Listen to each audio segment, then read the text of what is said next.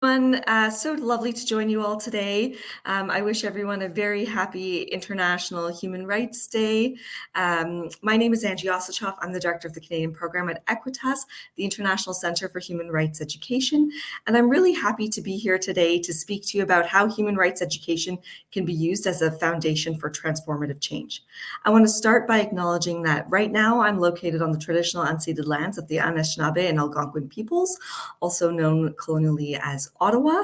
And whenever I take a moment to talk about human rights and human rights education, I also like to take a moment when I'm doing the land acknowledgement to reflect on what that means.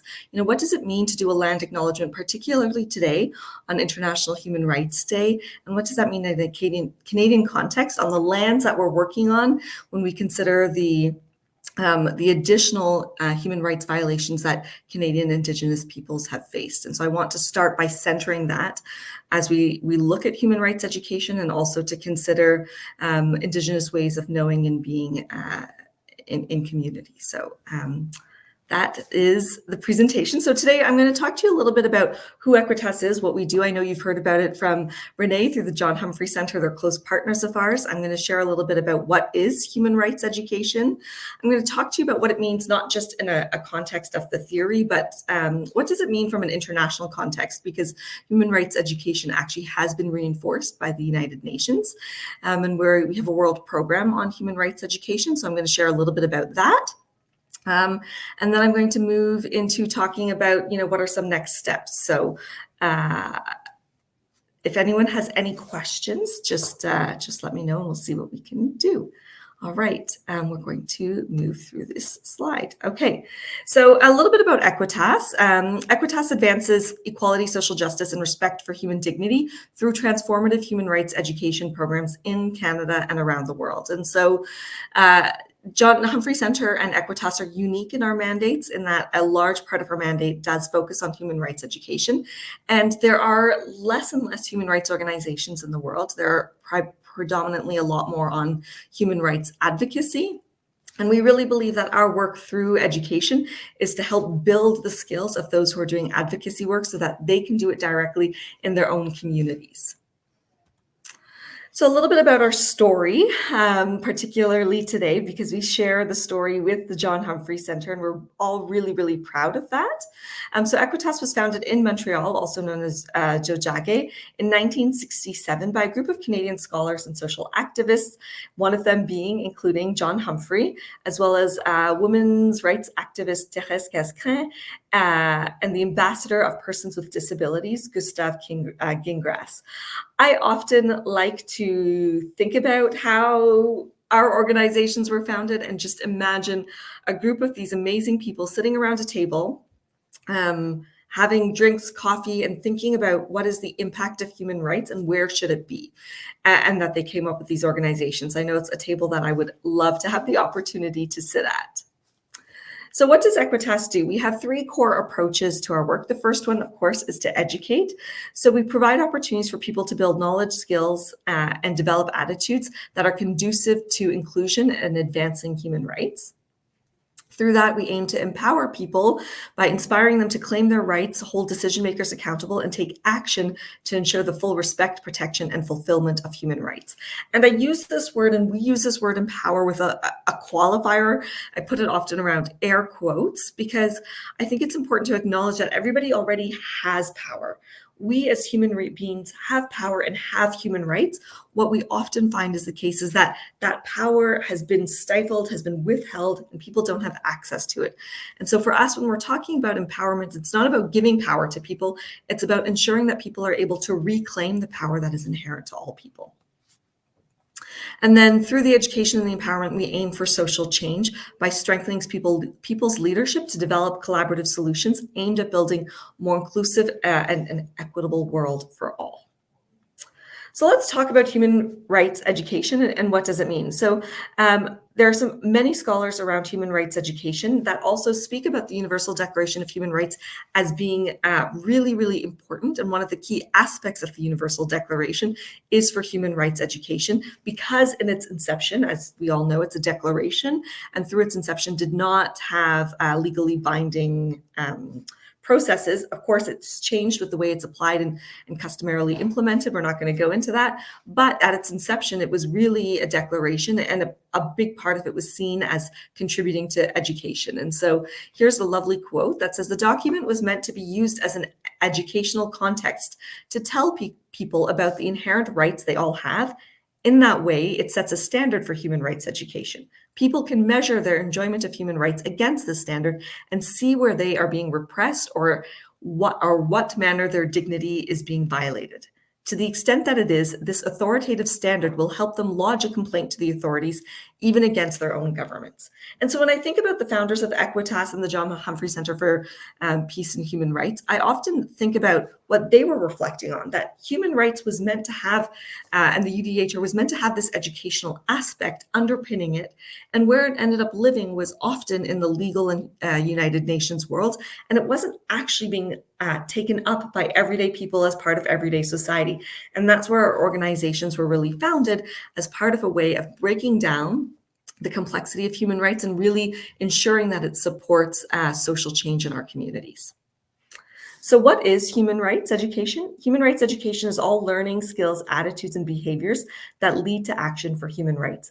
It is a process of empowerment that begins with the individual and branches out to encompass the community at large. Crucial to human rights education is a participatory approach. Okay, we've got a video here, so give me a minute. It just takes a minute for it to load, and then I will play it. And this video will talk a little bit more at length about what is a participatory approach. So here we go.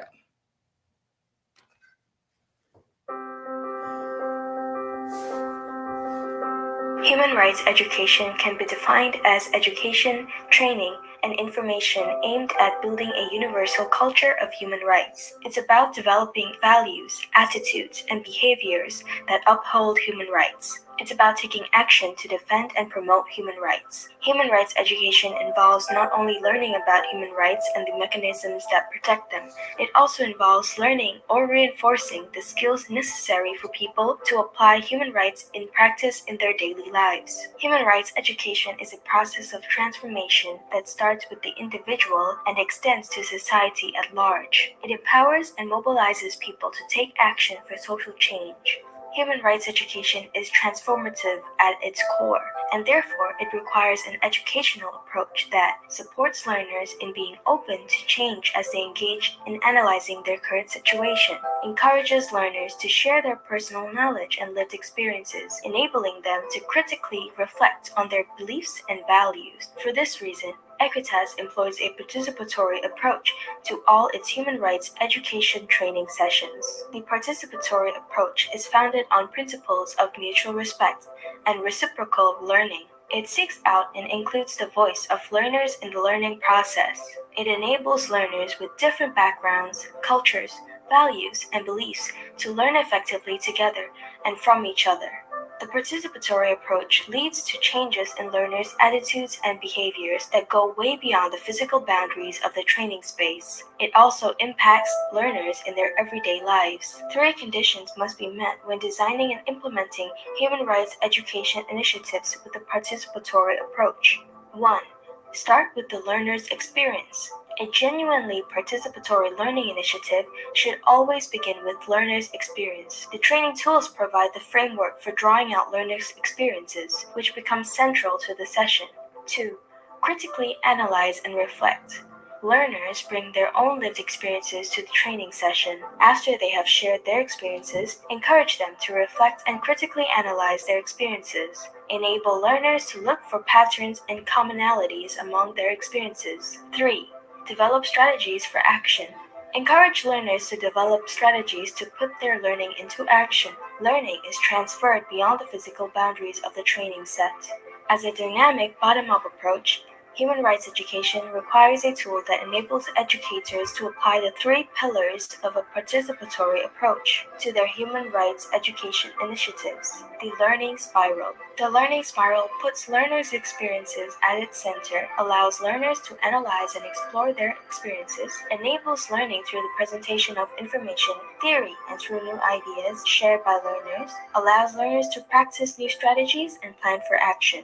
leads learners to apply their learning into action that fosters social change in their community. By applying a participatory approach to a human rights education, we enable learners to experience what living by human rights values looks like in the context of a human rights training session. Perfect. So there's a little bit of information on what is a participatory approach and why it is really essential to using it in a human rights education model. Whoops, there we go. Okay, so as we talked about, and as the video showed, there is a learning spiral that starts with the experience of the participants, where they look for patterns, where we add more information and theory, practicing new strategies for action, and applying it in action. I'm going to talk you through these 5 stages in terms of what it looks like practically through the work that many of us are doing in human rights education, and just wanting to reinforce those 3 points about the 3 fundamental characteristics of a participatory approach that are starting with the participant's experience, critically analyzing and reflecting, and then developing strategies for actions. So what does this actually look like? How does human rights education actually take place in some of the context of what some of the work that is happening in Canada with what Equitas is doing. So I'll speak a little bit about it from the perspective of our youth program, where we're engaging young people who are between the ages of 14 and 25 to take action on human rights. And so we're working with partner organizations where we're giving the opportunity for young people to start to share and explore the experiences that they're living with. So in a lot of the work that we're doing, we're really focusing currently right now on anti-racism and forms of faith-based discrimination. And so we're talking about what does it mean as young people to be racialized young people living in Canada.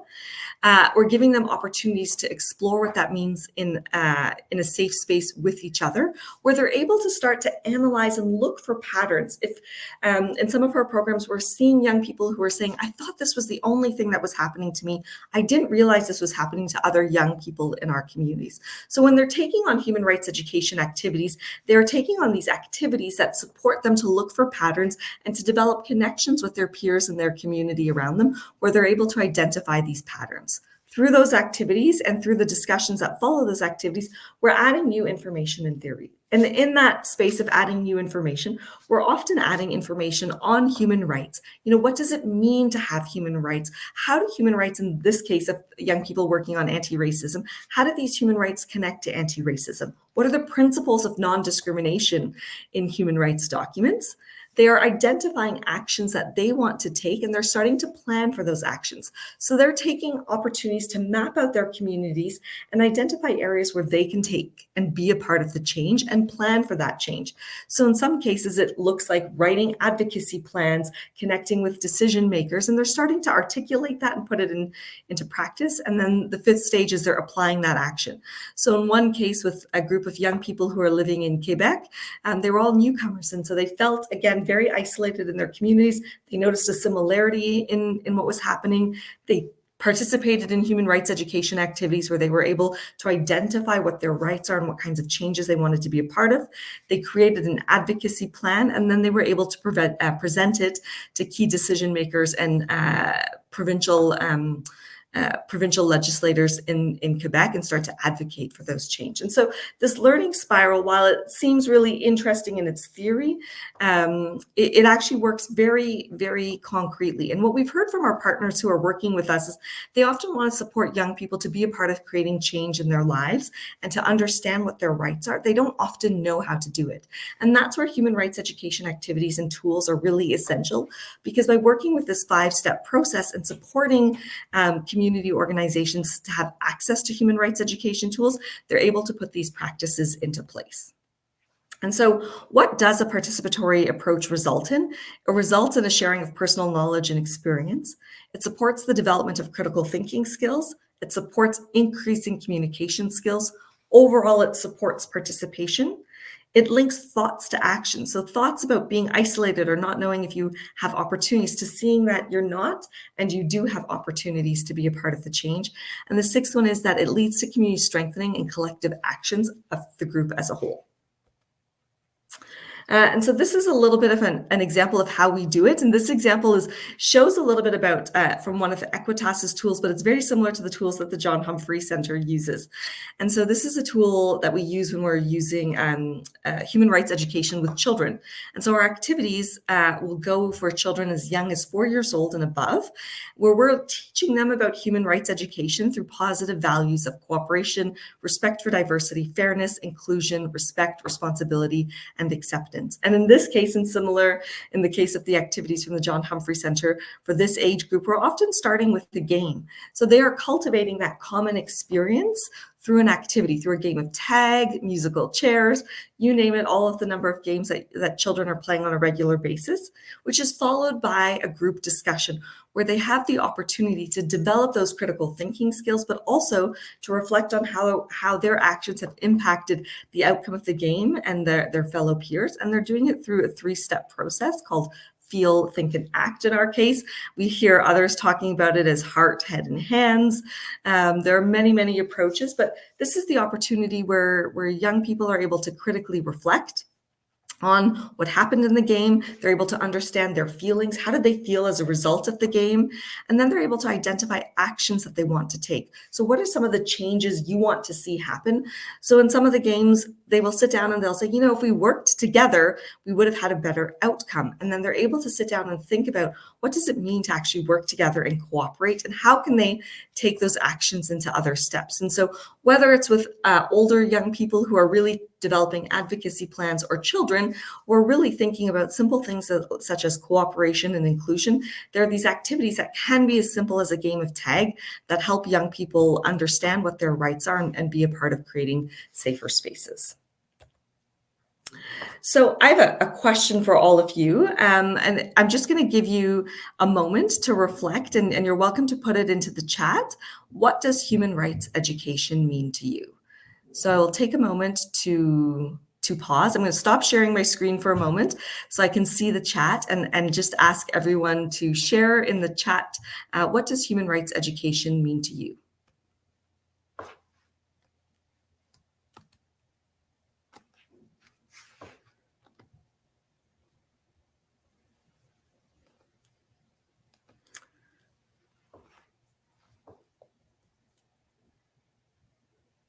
And thank you to Renee. You've added some amazing links to John Humphrey Center's programs and Equitas in here. So what does human rights education mean to you? When you think of it, when you hear it, you decide you are coming to a session on human rights education, what are you thinking?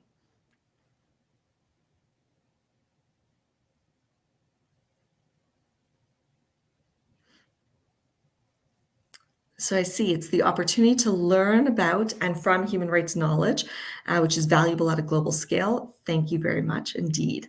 The power for a voice to speak up and to empower others. Thank you so much.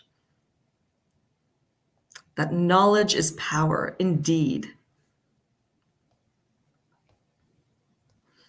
That everything in particular, being able to be aware of rights and what we do, and when our rights are not being met. Exactly. It's, if we don't know our rights, we don't know what our rights are. We don't know if they're not being met.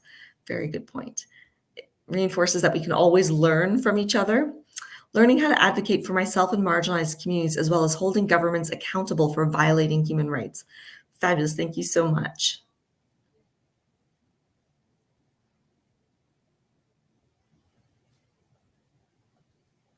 Means learning what human rights are.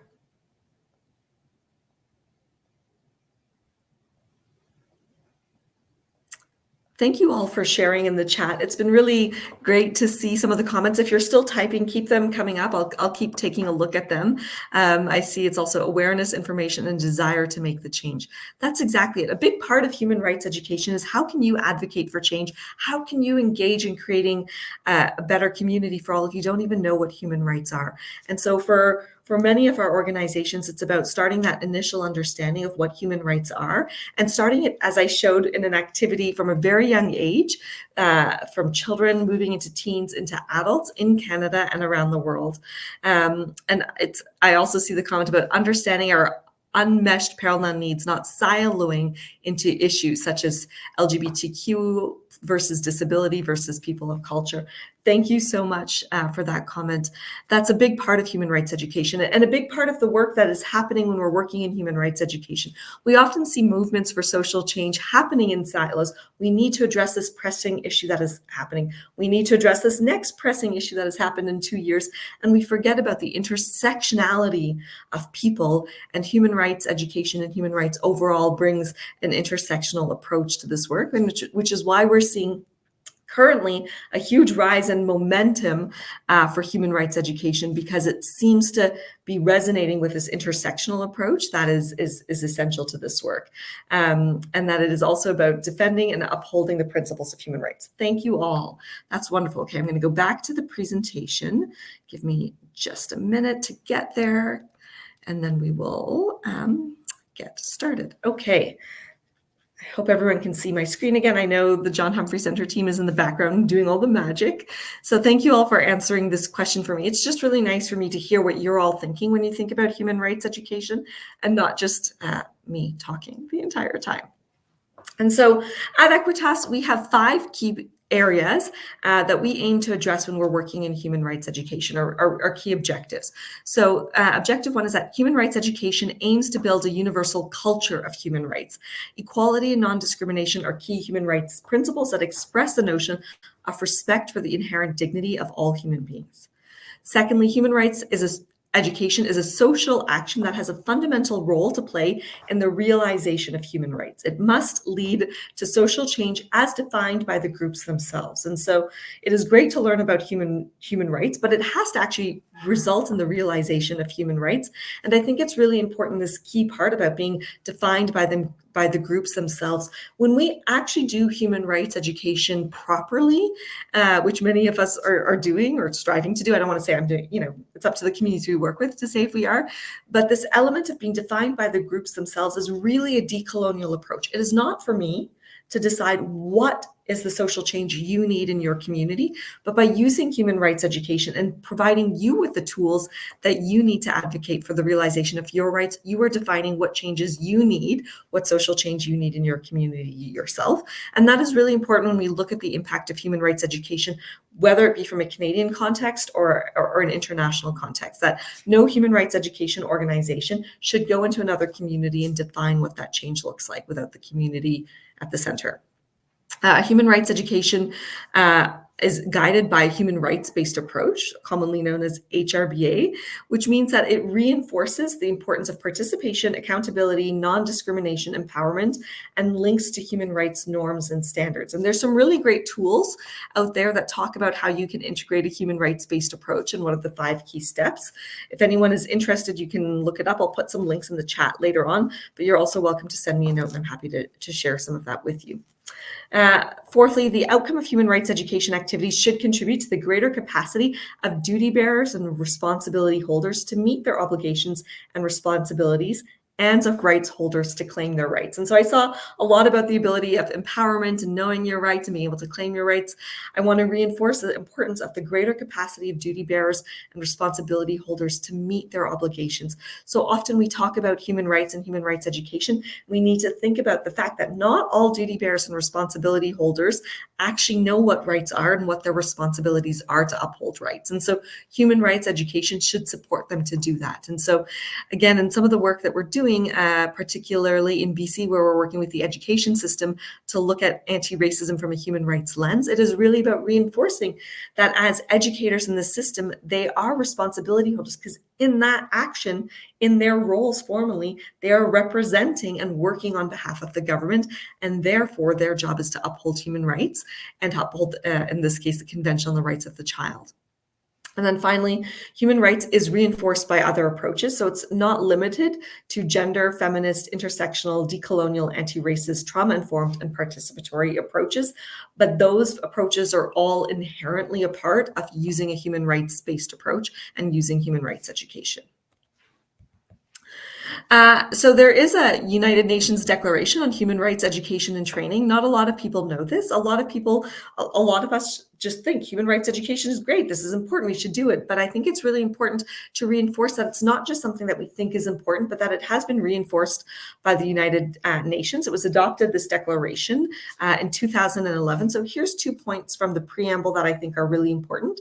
Reaffirming that states are duty-bound as stipulated in the Universal Declaration of Human Rights, the International Covenant on Economic, Social, and Cultural Rights, apologies for the weird numbers in there, and other human rights instruments to ensure that education is aimed at strengthening respect for human rights and fundamental freedoms. For me, this is so important because we often think about education as being primarily focused on numeracy and literacy, 21st century skills, and we often forget this key element that is reinforced in these really important documents, that it should also be aimed at strengthening respect for human rights. And it also acknowledges the importance of human rights education and training in contributing to the promotion, protection, and realization of human rights. Again, we often think about human rights as just this legal element that states in the United Nations and systems must implement through processes. And we often forget that actually, in order to have human rights fulfilled, human rights education is really important. And so this reinforces that. The declaration has 14 articles, so it's not excessively long. I'll pop a link into the chat a little bit later on. And part of the declaration focuses on what is human rights education and really does reinforce the responsibility of the state to ensure that human rights education is something that they support to take place in their communities and in their states. It focuses on 3 core objectives of the declaration. So the first one is that for human rights education and training, that it should encompass education about human rights, which includes providing knowledge and understanding of human rights norms and principles and the values that underpin them and the mechanisms for their protection. And this sounds really intense, and this part about values that underpin them, I want to reinforce as being important, because as you saw when I showed that slide about the programming we do with children, we talk about it from a values perspective. So for someone who's 4 years old, it might be a little bit complicated for them to know these human rights norms and principles. I've had them do it, but it's easier to start with some of these values. So what are the values of human rights? How do we reinforce these values? It doesn't have to be overly intense, because it's about cultivating ideas and ways of knowing.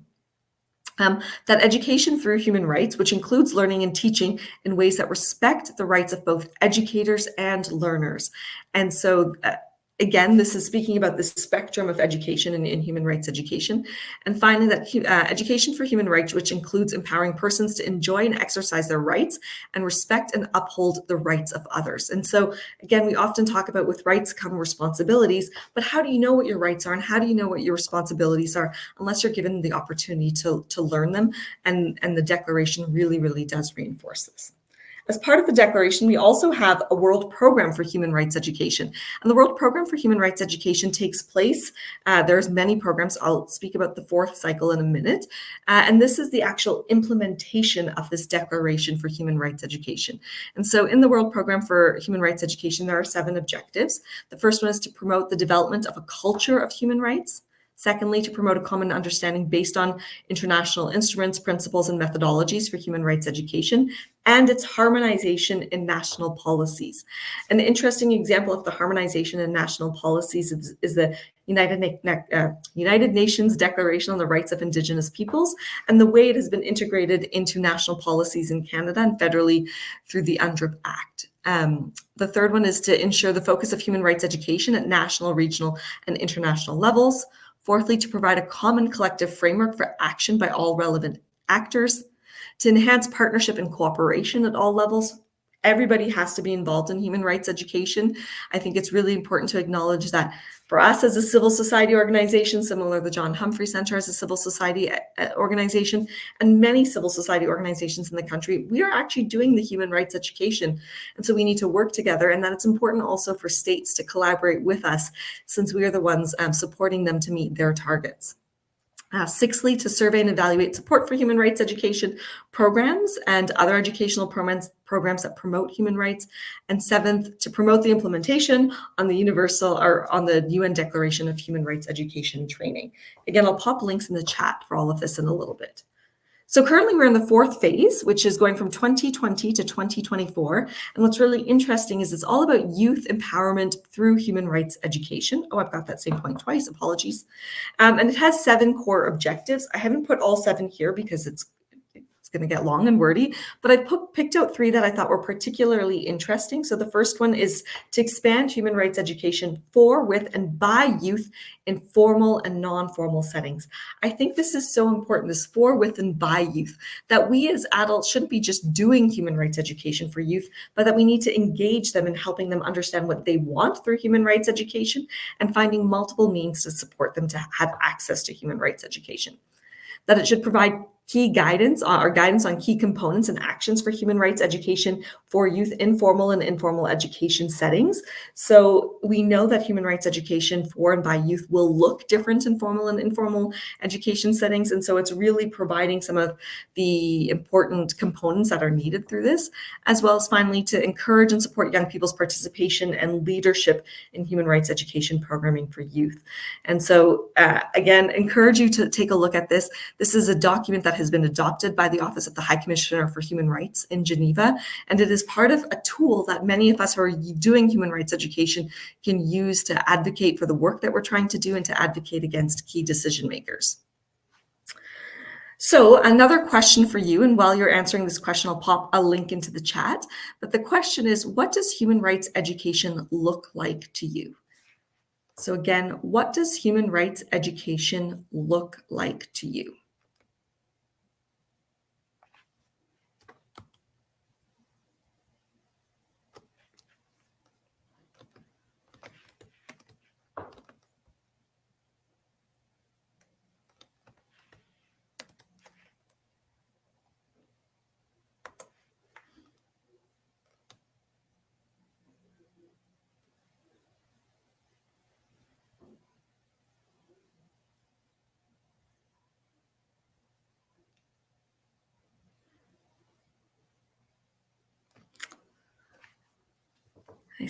I think Renee put dialogue. Human rights education looks like dialogue. Thank you, Renee. I've also popped a link in the chat. I know Renee has added the same link, which is wonderful. So that's great.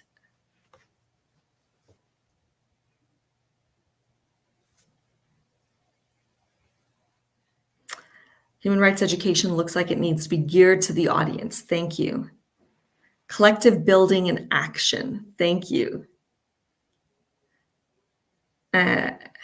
Being able to provide easy, comprehensive information to be able to stand up for my human rights. Thank you.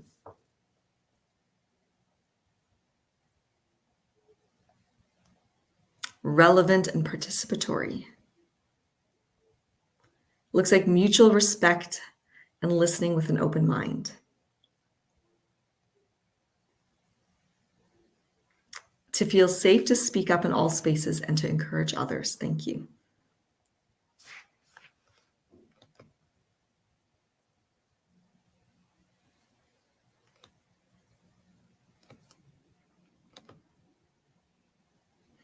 Wonderful. Thank you all for sharing all of these really, really great comments.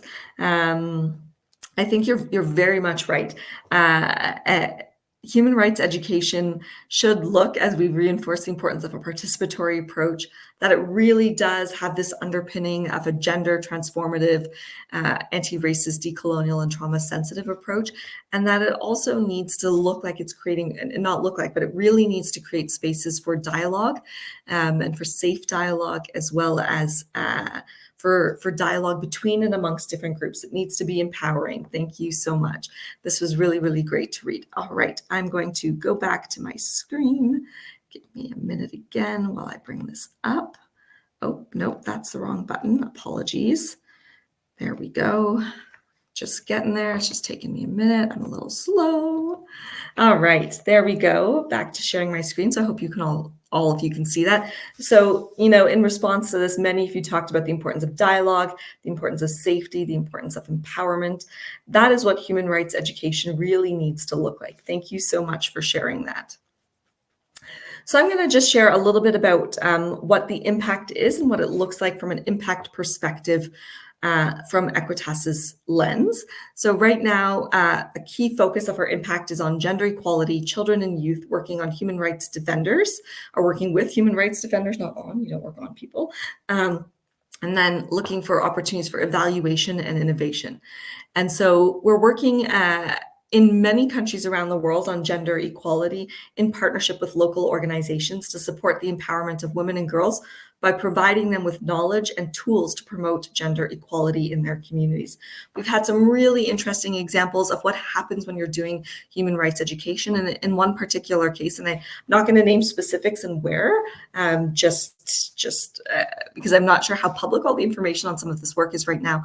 But in one particular community, they're working in rural communities in a traditional environment where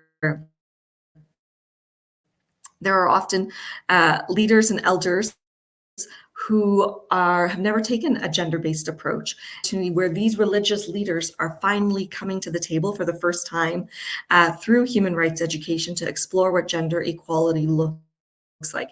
And in some communities where this is not common, where leaders are coming together to explore gender equality, this has been very impactful for these communities because they've never had these leaders come to the table. And we're able to see what happens when you use human rights education and build the capacity of everybody to have these conversations. From a children and youth perspective, I shared a little bit about some of the activities, but by putting human rights into action, into daily lives and mobilizing younger generation, young people are becoming really crucial players in the fight against all forms of discrimination, injustice, and inequality. Some of the strongest voices that I see in our communities right now advocating for human rights are young people. I've also heard this nuance from young people that says, where they've said, you keep telling us we have rights, but we don't have access to our rights. Stop telling me I have rights if you're not going to give me access. And so I think it's really important when we look at children and youth and we ensure that we know that on an average, Equitas is engaging around 100,000 young people every year in Canada to learn and defend human rights. Human rights defenders, that we're providing educational programs where we're training and equipping human rights defenders with knowledge and tools to better protect the rights of marginalized and vulnerable groups and fight human rights violations. This idea that it needs to be designed by them, for their communities. This is a big part of this work with human rights defenders, about working with them when they're coming and saying, I'm a human rights defender and I don't know how to do this work, or I know what needs to happen, but I don't know how to bring other people along, that we work with them to help them bring other people along by giving them access to human rights education tools. I talk about it as evaluating changes in heart and changes in embodiment. But it is really important that we create high quality evaluation tools so that way we can measure when change occurs and that it can really reinforce the relevance of our approach as well as the approach of the John Humphrey Center and the empowering impact of what is happening.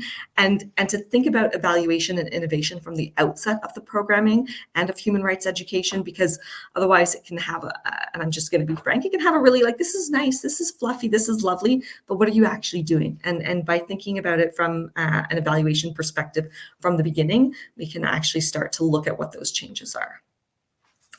So I always like to end with some next steps. So what are some next steps that you can take when you're thinking about human rights education? So the first one is to learn about the World Program on Human Rights Education. Again, I popped the link into the chat and I know Renee did as well. Again, we're in the 4th cycle, so you can see what numbers 1 to 3 are, and we're going to be starting to work on the 5th cycle. So what is the World Program? What are some of the key steps in it, and how can you use the World Program to help advance your work? The third one is to integrate human rights education into your work consciously. And I say consciously because a lot of human rights advocates and educators that I work with don't think about it consciously. This is just part of the work they do. And far too often that ends up meaning that we are looking at our work from a deficit or needs-based approach and not a rights-based approach. And so to think about human rights education consciously and think about how you can integrate it into your work in a conscious way. And then finally, to engage with the John Humphrey Center for Peace and Human Rights and Equitas. We're doing a lot of this work in Canada.